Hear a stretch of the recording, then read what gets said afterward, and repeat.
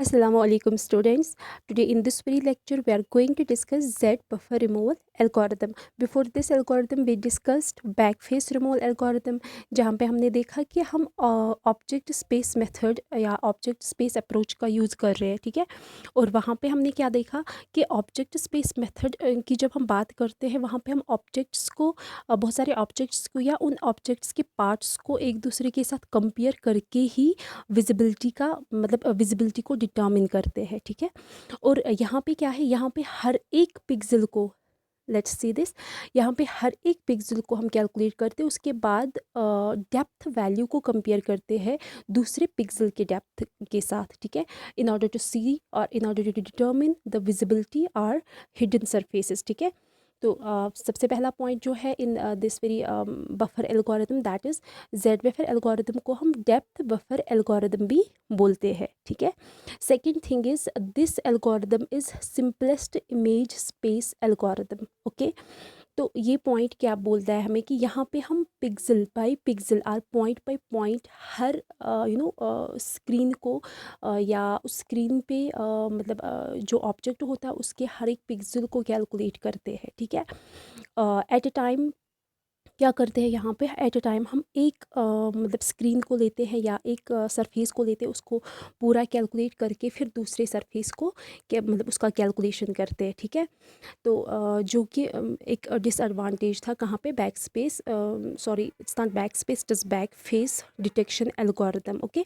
वहाँ पे क्या होता था कि जब हम ऑब्जेक्ट्स को मतलब जब हम ये डिटर्मिन करने लगते थे कि कौन सा सरफेस विजिबल है और कौन सा हिडन, बाज़ दफ़ा क्या होता था कि अगर हमारा ऑब्जेक्ट बड़ा है उसके पीछे दूसरा कोई ऑब्जेक्ट है जो बिल्कुल भी विजिबल नहीं है, we were not able to determine the visibility of that very object, even we were not able to determine the hidden surfaces of that very object, वो टोटली हमसे छुपा रहता था और हमें ज़रूरत मतलब हमारे कंप्यूटर को ज़रूरत ही नहीं पड़ती थी उस ऑब्जेक्ट को उसको कैलकुलेट करने का, उसको ज़रूरत ही नहीं पड़ती थी। तो वो चीज़ एक डिसएडवांटेज है, वहाँ पे हम बहुत सारे ऑब्जेक्ट्स को इग्नोर मतलब वो बहुत सारे ऑब्जेक्ट्स इग्नोर होते थे, ठीक है। लेकिन जेड बफर एल्गोरिथम में वैसा कुछ नहीं है, यहाँ पे पिक्सल बाय पिक्सल हर एक सरफेस को कैलकुलेट किया जाता है, ठीक है। Now coming to this very topic कि सबसे पहला क्या है, इट्स डेप्थ बफर एल्गोरिथम, और दूसरा है it's using image space approach, okay. Like for each pixel on the display screen, मतलब कोई डिस्प्ले स्क्रीन है जहाँ पे आपको ऑब्जेक्ट्स को देखना है, डिस्प्ले कराना है, ठीक है। हर एक पिक्सल पे हर एक पिक्सल पे मतलब जब हम उसको कैलकुलेट करते हैं तो हम एक रिकॉर्ड रखते हैं, ठीक है। किसका रिकॉर्ड, डेप्थ का। डेप्थ किसका मतलब डेप्थ की जब हम बात करते हैं, यहाँ पे आपको पता होना चाहिए कि depth is z value, okay. X y coordinate तो आपको पता है, लेकिन जेड वैल्यू जो है, लाइक जो आप देख रहे हो अभी, जो डिस्टेंस है आपके और मतलब आपकी आइज़ और आपके फ़ोन या आपके लैपटॉप के बीच का, that is actually Z depth value, okay. So 3D object को हम ऐसे ही मतलब डिटर्मिन करते हैं ना, ऐसे ही हम इसको आइडेंटिफाई करते हैं 3D ऑब्जेक्ट को। नाउ सी, तो क्या है कि जेड बेफर एल्गोरिदम में हम क्या करते हैं, हर एक पिक्सल जो कि डिस्प्ले स्क्रीन पे होता है हम उसका रिकॉर्ड रखते हैं। किसका रिकॉर्ड, उस डेप्थ वैल्यू का, ठीक है। Depth of an object within the pixel, within the pixel, obviously pixel में कितने कोऑर्डिनेट्स होंगे, एक्स वाई एंड जेड, तो जेड वैल्यू जो है वो हम स्टोर रखते हैं, that lies closest to the observer, okay. उस ऑब्जेक्ट का, उस सरफेस का जेड वैल्यू हम स्टोर करते हैं जो कि ऑब्जर्वर से क्लोजेस्ट है, ठीक है, व्यू पॉइंट से क्लोज है। Now in addition to depth, depth का तो आपको पता चल गया। नाउ इसके बावजूद, इसके अलावा भी हम क्या करते हैं, हम इंटेंसिटी, उस पिक्सल की, उस वैल्यू की इंटेंसिटी को भी स्टोर रखते हैं, ठीक है, उसका भी हम रिकॉर्ड रखते हैं। That should be displayed to show the object. Obvious सी बात है कि जब भी हम कोई ऑब्जेक्ट देखते हैं, it's the colour that makes that makes an object visible. तो इन कलर्स से, इन शेड्स की वजह से ही हम किसी ऑब्जेक्ट को देख पाते हैं। अदरवाइज़ अगर बहुत सारे ऑब्जेक्ट्स एक ही कलर के होंगे, ठीक है, एक दूसरे के ऊपर या एक दूसरे के मतलब आसपास, तो हमें लगेगा ये जो ऑब्जेक्ट है ये एक ही ऑब्जेक्ट है, क्योंकि यहाँ पे हम we are whenever we are talking about these algorithms, ठीक है, तो मोस्टली हम ओपैक ऑब्जेक्ट्स की बात करते हैं, we are dealing with opaque objects.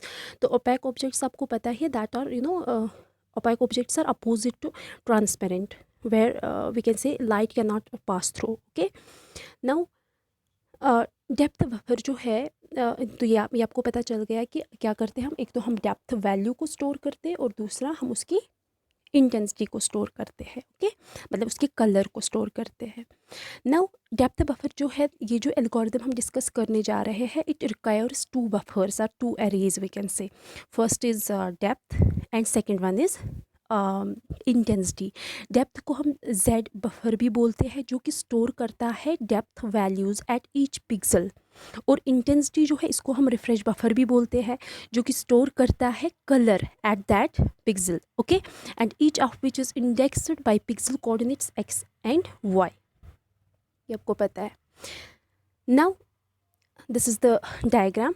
Okay, let me show you. Like यहाँ पे आप मतलब ऑब्जर्वर जो है वो यहाँ पे है, ठीक है, जेड कोऑर्डिनेट पे। तो क्या कर रहा है वो, लाइक कोई कैमरा है या व्यू पॉइंट ही समझो आप, यहाँ पे व्यू पॉइंट है जहाँ से आप देख रहे हो। तो आप देख रहे हो जो आप मतलब यहाँ से इस पॉइंट से लेके यहाँ तक जो डिस्टेंस है, this is actually Z value. Okay, तो ये जो जेड वैल्यू है, पहला सरफेस जो आपने देखा S1, तो इसकी वैल्यू को आप स्टोर करते हो। उसके बाद यहाँ से आप देखते हो यहाँ तक, फिर अगर वो वैल्यू जो है वो आप हर एक जेड वैल्यू के साथ कंपेयर करते हो। अगर वो उससे मतलब बड़ा होगा तो आप क्या करते हो, आप उसको स्टोर नहीं करते। आप क्योंकि हमारा जो मोटिव, हमारा जो गोल है वो क्या है कि जो क्लोज़र मतलब क्लोजेस्ट और क्लोज़र ऑब्जेक्ट्स होंगे या ऑब्जेक्ट के सरफेसेस होंगे वही विजिबल होंगे, और जो फार्दर होंगे हमसे, ऑब्जर्वर से फार्दर होंगे, ऑब्वियसली वो तो हिडन रहेंगे ना। तो वहाँ पे जो जो पिक्सल्स मतलब जो भी पिक्सल पोजीशंस हम कैलकुलेट करते हैं, उनको हम एक दूसरे के साथ कंपेयर करते जाएंगे in order to see visible as well as hidden surfaces. ठीक है, now coming to topic C. देखो क्या होता है यहाँ पे। तो आपको पता चला दो बफर्स है हमारे पास, ठीक है, Z buffer and refresh buffer, मतलब जिसको हम इंटेंसिटी भी बोलते हैं। नाउ इनिशियली हम क्या करते हैं, जेड बफर जो है उसमें हम लार्जेस्ट वैल्यू को स्टोर करते हैं। ये जो लार्जेस्ट वैल्यू, ये आपको अभी पता चल जाएगा कौन सा वैल्यू, कोई भी वैल्यू लो आप, ठीक है। मतलब से फॉर एग्जांपल आपने ऑब्जर्वर से लेके वहाँ तक जो ऑब्जेक्ट आपने देखा, उसकी मतलब उसकी जो वैल्यू है जेड वैल्यू, वो आपने स्टोर करी, कुछ भी largest value. So the problem of determining which surface is closer is thus reduced to simply comparing the present depth value stored in the Z buffer at pixel xy with the newly calculated depth of object which is being scanned at pixel xy। मतलब जो problem यहाँ पे है कि हमें क्या करना है, हमें डिटर्मिन करना है कि कौन सा सरफेस क्लोज़र है, ठीक है। ये हम मतलब कैसे रिड्यूस कर सकते हैं, सिंपली हम कंपेयर करेंगे जो हमने प्रेजेंट डेप्थ वैल्यू जो है, जो मैंने अभी खुद ही बोला कि इनिशियली हम जेड बफर को स्टोर करते हैं किसी वैल्यू से, तो वही प्रेजेंट वैल्यू हो गया ना। तो वो प्रेजेंट वैल्यू जो है वो हम कंपेयर करते हैं किस वैल्यू के साथ, जो हमने न्यूली कैलकुलेटेड डेप्थ हमने निकाला, ओबियसली दूसरे सरफेस का वैल्यू, वहाँ तक जो जेड वैल्यू निकला हमें, ठीक है। तो वो हम उसके साथ मतलब जो ही हम स्कैन करते हैं इन पिक्सल्स को, तो वो दूसरा वैल्यू जो न्यू वैल्यू उसके साथ उसको कंपेयर करते हैं अकॉर्डिंगली, ठीक है। तो क्या देखते हैं हम, अगर न्यू वैल्यू जो हमने अब कैलकुलेट किया, अगर वो लेस देन है, ठीक है, अगर वो कम है, देखो हमारा क्या है, हमारा वैल्यू हमेशा कम होना चाहिए, ठीक है। तो अकॉर्डिंगली हम उसको मतलब हमारी जेड मतलब डेप्थ बफर जो है, हम उसको अकॉर्डिंगली अपडेट करते हैं विद द नियरेस्ट वैल्यूज़, है ना। So if new is, late me show you, if new is less then present, new क्या है आपका नया जो आपने अभी कैलकुलेट किया, प्रेजेंट क्या है जो ऑलरेडी सेव्ड है उसमें बफर में, अगर वो नया वैल्यू लेस देन है प्रेजेंट से, तो वो नया वैल्यू जाएगा जेड बफर में। जेड बफर में जो वैल्यू है अब उसको हम अपडेट करेंगे, ठीक है। एंड फ्रेम बफर में क्या जाएगा, इंटेंसिटी। पहले हमने फ्रेम बफर में क्या रखा था, फ्रेम बफर में पहले जो बैकग्राउंड का कलर है वही रखा था, ठीक है। मतलब और एक तो लार्जेस्ट वैल्यू हमने खुद ही सेट करा था, और दूसरा रिफ्रेश बफर में क्या गया था, मतलब उसकी इंटेंसिटी किसकी, बैकग्राउंड कलर की। लेकिन अब जो हमने नया वैल्यू यहाँ पे कैलकुलेट करा, उसको कंपेयर करके अगर वो छोटा है तो उसको जेड बफर में डालो, उस वैल्यू को, हो गया ये पार्ट। एंड फ्रेम बफर में क्या डालो, उस वैल्यू की इंटेंसिटी, ठीक है, जो उस वैल्यू की कॉरस्पॉन्डिंग इंटेंसिटी होगी वो हम इसमें डालेंगे। नाउ अब हम एल्गोरिदम ही इसके लिए डिस्कस करेंगे, बेहतर रहेगा, ठीक है। See now first of all first step क्या बोल रहा है, for all pixels on the screen, हर एक पिक्सल के लिए स्क्रीन पे हमें हर एक पिक्सल के लिए मतलब ये वैल्यूज़ निकालने हैं ना। Set depth x y to 1। अभी हमने क्या किया, सबसे पहले वैल्यू को सेट करा, डेप्थ वैल्यू को सेट करा 1, ठीक है। एंड इंटेंसिटी जो है उस बफर में, दो बफर्स है ना हमारे पास, एक तो डेप्थ बफर है, दूसरा रिफ्रेश बफर है, दैट्स इंटेंसिटी। तो इंटेंसिटी में बैकग्राउंड का कलर जो है वही उसमें हमने सेव करा, ठीक है। तो हो गया ये पहला स्टेप। उसके बाद हम हर एक पॉलीगन को मतलब हर एक पॉलीगन के सरफेसेस को हमने क्या करना है, कैलकुलेट करना है, ठीक है।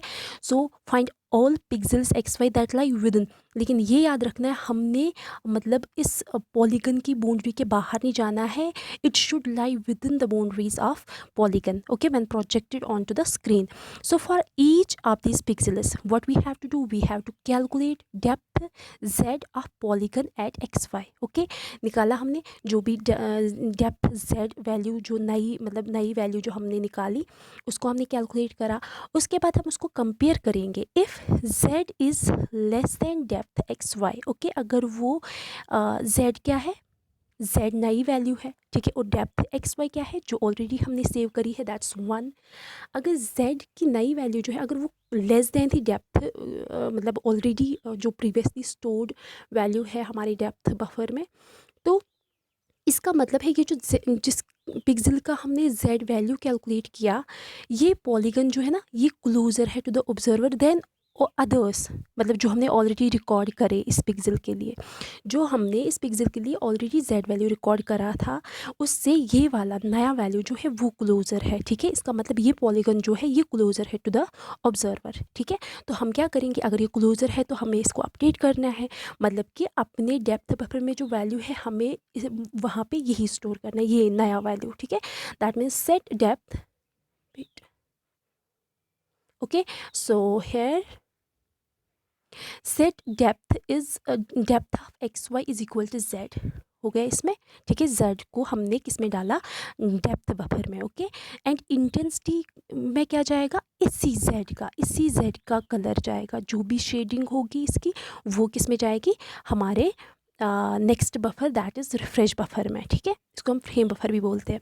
तो value corresponding to the polygons shading. Now अब अगर ये जो हमने वैल्यू निकाला अगर ये ग्रेटर था, ठीक है, हो सकता है ना, दो पॉसिबल केसेस हो सकते हैं यहाँ पे, इधर it can be less than this depth value और it can be greater than, है ना।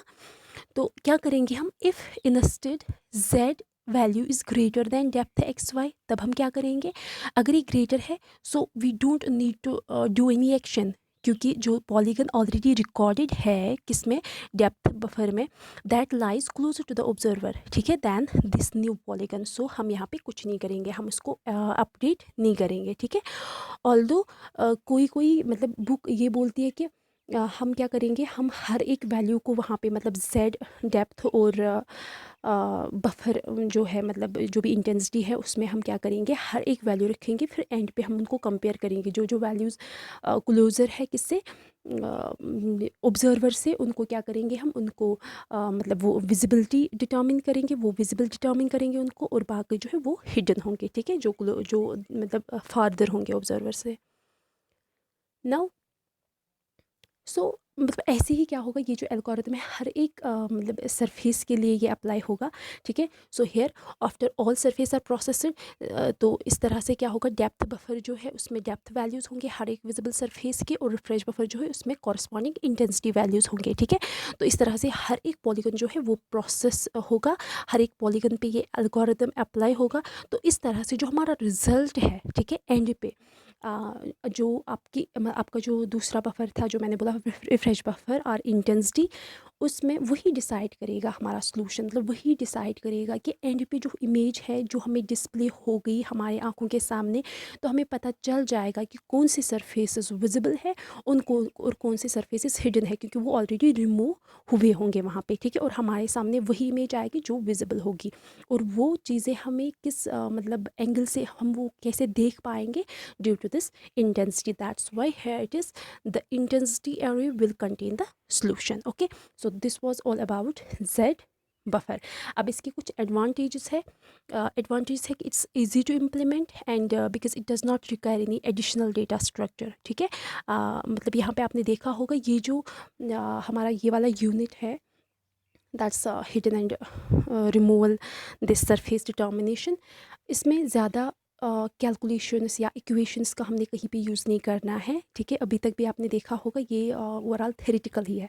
मतलब यहाँ पे अगर आपको डिस्क्रिप्टिव पेपर आना होता तो आपको जेड वेफर एल्गोरिथम उसमें ज़रूर पूछा जाता है। वैसे भी तो इसमें मतलब बहुत क्वेश्चंस पूछे जा सकते हैं, इसीलिए इसको अच्छे से आप समझ लेना। Okay, so second one is it processes one object at a time एक ही ऑब्जेक्ट को ये प्रोसेस कर रहा है, उसकी कैलकुलेशन कर रहा है। So no object object comparison is required. जैसे ये ऑब्जेक्ट कंपैरिजन कहाँ पे हमें ज़रूरत लगता था, ऑब्जेक्ट स्पेस मेथड में, जो कि बैक फेस रिमूवल एल्गोरिथम में हमने यूज़ करा। Now there are some limitations of depth buffer. देखो, आपको पता है कि हर एक सरफेस का हमने क्या करा, एक एक पिक्सल हमने कैलकुलेट करा, तो उसके लिए हमें क्या लगेगा, हमें लार्जर मेमोरी रिक्वायरमेंट होगी यहाँ पे। ठीक है, लार्जर मेमोरी की रिक्वायरमेंट होगी। सो because the depth buffer algorithm is not always practical। ठीक है, it's because of enormous size of depth and intensity arrays. आपने देखा, अगर आप खुद भी देखोगे कि मतलब एक सरफेस के लिए कितना टाइम लगेगा, एक तो ये टाइम कंज्यूमिंग भी है, इसकी लिमिटेशन है, और दूसरा इसको बहुत ज़्यादा मेमोरी की ज़रूरत पड़ती है। फॉर एग्जांपल, अगर हम कोई इमेज जनरेट करेंगे with a raster of 500 into 500 pixels, ठीक है, कोई इमेज है जिसका मतलब इतना पिक्सल मतलब रेजोल्यूशन है, तो उसको क्या होगा, we require 5525 to 2,50,000 storage locations should be there, okay, for generating this very image for each array. So to reduce the amount of storage required, the image can be divided। इस image को क्या किया जाता है, divide किया जाता है smaller images में, है ना। तो इस तरह से उन स्मॉलर इमेजेस पे क्या किया जाता है, डेप्थ बफर, मतलब ये जो जेड बफर एल्गोरिथम है, इसको अप्लाई किया जाता है। ठीक है, लेकिन इन टर्न अगर हम देखेंगे उसको तो और ज़्यादा टाइम लगेगा फिर। मतलब मेमोरी तो चलो एट अ टाइम हम एक एक मतलब स्मॉलर इमेज को उठाएंगे एट अ टाइम, ठीक है, तो उसके बाद हमें मेमोरी जो है उसका तो सोल्यूशन निकल आएगा कहीं ना कहीं से, लेकिन टाइम का क्या, टाइम तो बहुत ज़्यादा लगेगा ना। See this, for example, the original 500 into 500 pixel image, this very image is faster here, ये कुछ हुआ है यहाँ पे, गलती हो गई है। It can be divided into 100 rasters, just raster image, okay, 500 into 500 raster image can be divided into 100 rasters, each 50 into 50 pixels। तो इसके लिए हमें क्या लगेगी, मेमोरी जो है वो कम लगेगी।